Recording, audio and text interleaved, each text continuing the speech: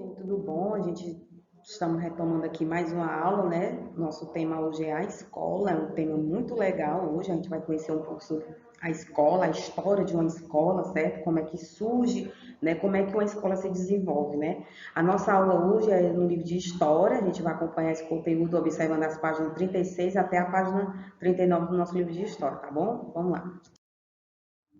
Primeiramente, a escola ela é uma comunidade, certo? Por que a escola é uma comunidade? A gente já estudou um conteúdo falando sobre a questão da formação social, né, do indivíduo, né, no meio da sociedade. Então a gente aprendeu, né, que o nosso primeiro membro social é a nossa família, né? A nossa família é que nos adapta, nos ensina como é que a gente vai desenvolver a nossa comunicação, o nosso comportamento, os nossos valores, né? Entre o meio social, entre o meio da comunidade, né? Então, quando a gente tem esse aprendimento, quando a gente tem esse desenvolvimento sobre a comunidade, que a gente aprende em casa, primeiramente em casa, a gente vai começar a exercer lá fora. Então, a escola é um meio também de comunidade. Por quê? Porque a escola ela é formada pelos alunos, pelos professores, os funcionários, né? E sendo assim, dentro da escola também tem que haver os valores, né? Que é a questão do respeito, né? Entre os demais, né? A união e também a cooperação, tá bom? Então, a escola é considerada uma comunidade por conta desses exigências, desses aspectos que também devem ser trabalhados dentro dela, né? A gente está um pouco até ausente da escola, né? Mas estamos acompanhando de longe, né? Como é que deve ser, né? O nosso estudo, né? Enfim, a gente não está perdendo muita coisa porque a gente está acompanhando o conteúdo, mas a questão assim da nossa socialização entre os colegas, né, entre professores, está um pouco ausente, mas logo, logo a gente vai estar retomando aí a nossa rotina normal. Então, enfim, ficou claro aqui, né, que a escola também é considerada uma comunidade por conta desses fatores, né, que a gente tem que aprender a desenvolver dentro dela. Por conta da escola também tem outras pessoas que estão presentes nela, né, que são os alunos, professores e funcionários, tá bom? Então, aqui, a história de uma escola. Porque, como é que surge uma escola? A escola, quando ela vai ter esse surgimento, quando ela vai ter esse desenvolvimento, ela também teve uma história para poder renascer. Assim como a gente, né? Antes da gente nascer, a nossa mãe ela já cria uma história para a gente, né? Fala a questão de escolha de nome, a questão da escolha do sobrenome, o significado do nome, o local onde vai ser, onde você vai nascer. Então, tudo aquilo já vai gerando uma história sobre a sua vida. A escola também, quando ela vai ter esse surgimento dela, ela também vai buscar esses fatores, certo? Alguns donos, né, de escola, né, eles escolhem a escola pelo nome de acordo com alguma data ou algum momento que foi importante para eles, certo? No caso também, a questão do início da formação daquela escola, né, também já se torna marcante para o dono daquela escola, os primeiros professores, os primeiros alunos, os primeiros funcionários, a primeira turma que vai ser formada. Então, aqui no nosso slide, a gente tem aqui uns pequenos requisitos, né, que fala como é que surge a história de uma escola, né? Então, o local onde ela é escolhido, a data de fundação, o seu patrono, né, que o seu patrono quer dizer o nome, né, que foi escolhido o nome daquela escola, a data que começou, os primeiros professores, enfim, vários fatores, certo?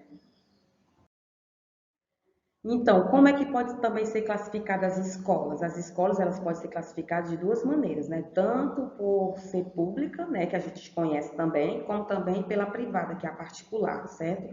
A gente sabe que tem um pouquinho de diferença da educação, né, da escola pública, da escola particular, não por conta dos professores, eu quero deixar bem claro, tem sempre essa questão, né, do acompanhamento do professor, algumas pessoas questionam, criticam a educação, né, pública, né, dos professores, né, que eles exercem nas escolas públicas para os professores de escola particular. Então, assim, os professores de escola pública, eles têm o mesmo conhecimento dos professores de escola particular, não tem diferença nenhuma. A formação é a mesma, o esforço é o mesmo, o cuidado é o mesmo. Agora, infelizmente, a escola pública não oferece tanto material didático, né, como a escola particular já oferece, né? Então, fica um pouco a desejar por conta disso, desse projeto que professores criam, mas não conseguem elaborar com seus alunos. Então, assim, essa questão da segurança também, né? A gente sabe que está um pouco decadente a segurança nas escolas, né? Diferente da escola particular, que já é mais acompanhada minuciosamente de perto, a gente tem aquele cuidado, né, de acompanhar minuciosamente cada aluno, comunicar os pais, né? Por conta até da quantidade de alunos que não seja tanto como na escola pública. Então, tem essa diferença, né? Então, a gente sabe a diferença de uma escola pública, de uma escola particular, por conta dessas características e também por conta do financiamento, né? Que é a mensalidade mensal, né? Que na escola particular tem que ser efetuada, já na escola pública não, tá bom?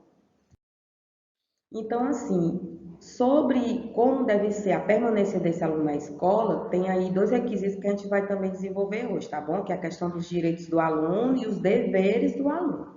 Aqui a gente eu fiz aqui para vocês alguns pontos assim que eu acho importantíssimo, né, de um aluno ter na escola. Quais são os direitos que ele deve ter na escola? São vários, né? Mas aqui eu botei aqui o foco apenas em alguns, né? Que é o local para ele brincar, né? A gente sabe que o aluno ele tem que ter esse direito de ter o local dele para ele brincar, para ele poder se comunicar com os colegas. No caso aqui é um intervalo, né? O nosso intervalo é o momento onde a gente pode se comunicar, pode interagir mais, né?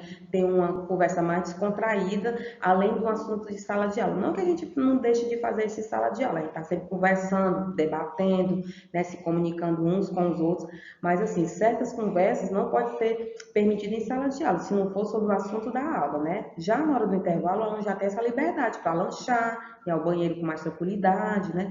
Ter esse diálogo de conversar com o colega, brincar. Então, assim, esse é um direito do aluno, tá bom? E também ter um local para ele sentar lá na sala de aula. A gente sabe que hoje em dia a escola ela tem a porta aberta para todo tipo de aluno, né? A gente sabe que tem crianças que têm déficit de locomoção, né, que são os cadeirantes. Então, até os cadeirantes, eles têm que ter esse local para eles sentar, tá bom? As crianças que têm problemas auditivos ou visuais, elas também têm que ter um apoio, um suporte para poder elas se sentirem acolhidas, tá bom? Quando elas entrarem na sala de aula lá, especiais para elas, tá bom? Também tem direito a ser respeitada. A gente viu, né? Aliás, a gente sempre vê a questão da inclusão social, a questão do desrespeito, né? Tanto pela cor, como pela religião, ou até mesmo pela sexualidade. Então, assim, a gente tem que ter esse respeito, independente da maneira como o nosso colega se expressa, né? Seja ele por forma da religião dele, pela opção dele sexual, não importa, a gente tem que ter esse respeito, né? Não temos o direito de invadir ou desrespeitar alguém, tá bom? Nós temos que aprender a cultivar esse sentimento desde criança, para quando nos tornarmos adultos, ser adultos respeitosos, mais humanos uns com os outros, tá bom? Então, assim, é direito do aluno ser respeitado, certo? Independente das pessoas com que ele convive, ele tem que ser respeitado, tá bom? E também ter direito à nossa opinião. A gente também tem que ter muito cuidado com a questão de dar opinião, tá bom? Aquela opinião que ela ajuda você a mudar ou ajuda os demais ao seu redor é ótimo. Agora, dar uma opinião criticando, debochando ou até diminuindo a opinião de outra pessoa não é legal, certo? Então, o aluno ele pode sim se expressar, falar algo que não gostou, né? Dar uma opinião que ajude a ele e os demais em sala de aula é ótimo. Mas a gente também tem que ter muito cuidado com as nossas opiniões, tá bom? Então, vamos aqui agora para os deveres do aluno, né? O aluno, ele tem o dever, o que significa dever? Dever não é a tarefinha, não, dever é uma obrigação. Se você depois for pesquisar o significado da palavra dever, quer dizer que você tem a obrigação, você tem que prestar conta, certo? Então, o aluno, ele tem sim que ir à escola diariamente. Se for se ausentar, ele tem que mostrar por meio de algum atestado médico a justificativa do responsável, né? Entrar em contato na escola e falar porque o aluno teve que ficar ausente. Porque o aluno ele tem que cumprir, né, uma carga lá de horas dentro da escola. Então, se caso ele ultrapassar, né, aquela questão de não frequentar a escola, ele pode até se prejudicar, viu? Por falta. Cuidar também do seu material escolar, né? Eu sempre orientava vocês a ter zelo, né? Terminar o intervalo, guardar o material dentro do estojo, fechar o livro, né? Por conta até do livro cair e não rasgar. Então, a gente, quando chega numa certa idade, no nosso ciclo escolar, no caso vocês que já estão na terceira série, já estão um passo a mais, né? Da responsabilidade que tem que ter do material individual de vocês, certo? Ter aquele cuidado, né? Com a água, com a garrafa da água, com o material coletivo que vocês têm. Vocês têm que ter essa consciência que é de vocês a responsabilidade de cuidar do material de vocês em sala de aula, tá bom? Já é diferente dos meninos da educação infantil, que ainda são muito bebezinhos, né? E a professora, com auxiliar, já tem que dar aquele suporte. Mas vocês que já estão já ficando rapazes e moços, né? Já estão saindo um pouco da infância para dar um passo para a pré-adolescência, né? Você já tem que ter um pouquinho dessa conscientização e desse cuidado com o material de vocês. Até por conta do respeito que vocês vão ter com o pai e a mãe, né? Porque todo material foi um gasto, né? Que a mãe fez, um empenho que ela deu, né? Para poder lhe dar esse material, né, para você poder acompanhar as aulas direitinho, tá bom? Respeitar os colegas e professores e funcionários da escola é um dever do aluno também, viu? Sempre ter cuidado com as palavras, né? As palavras às vezes machucam mais do que uma ação física, então a gente tem que ter esse respeito verbal com as pessoas, tá bom? Ser pontual, tanto na entrada de início das aulas, como também no término, né? Quando termina as aulas, é sempre bom a mamãe estar buscando você naquele horáriozinho combinado, né? Até por conta, às vezes, o próprio aluno fica um pouco encabulado, porque vê os demais indo embora, ele ficando além do horário previsto para ele permanecer na escola, né? Então, ser pontual também é bom e também precisa da participação dos pais, essa questão de ser pontual, tá bom? Porque algumas crianças, né, precisam ir para a escola, se não for pelo transporte, tem que ser com o manuseio dos pais, certo? Então, os pais, eles precisam sim dar esse suporte para o aluno poder ser pontual, tá bom? Na escola. Realizar as tarefas também, aí o aluno também já precisa desse suporte em casa e na escola, né? Em casa tem os pais para fazer a orientação, no caso, como está sendo agora o nosso momento, né? Em sala de aula já é a professora que já acompanha, né?